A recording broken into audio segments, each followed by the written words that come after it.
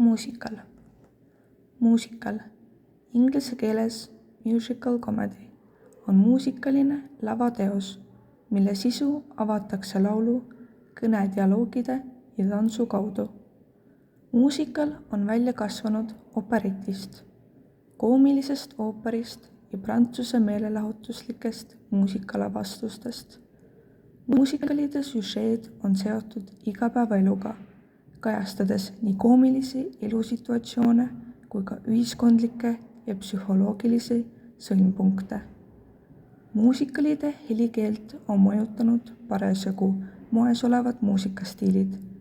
Žanri väljakujunemise ajal oli selleks džäss, eriti swing, hiljem aga pop- ja rokkmuusika. Muusikalide peaosades kohtame väga hästi laulvaid ja tantsivaid näitlejaid. Laulud sarnanevad pigem poplaulude kui ooperiaariatega. Virtuoosseid partiisid esineb harva. See on põhjuseks, miks muusikalides tavaliselt ooperliku häälekooliga lauljad ei laula. Tänapäevased tehnilised võimalused, peamikrofon, annavad tegelastele täieliku liikumisvabaduse. Helivõimendus ja valgustussüsteemide kaasabil on muusikalides saanud tõelised vaatemängulised show'd.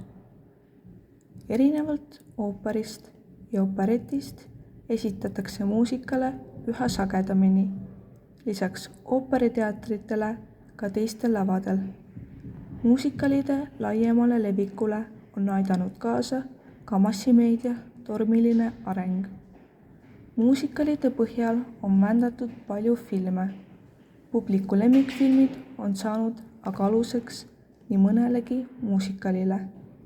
Populaarsemad numbrid muusikalidest kõlavad sageli raadios, televisioonis ja kontsertidel. Muusikali žanr on pidevas muutumises, kohanedes nüüdise publiku muusikaliste eelistuste ja ootustega. Muusikal kujunes välja 20. sajandi algul Ameerikas New Yorgis. Muusikalide keskuseks sai Broadway tänav New Yorgis idalinnas, kus asub tänapäeval ligi 40 suuremat professionaalset muusikaliteatrit.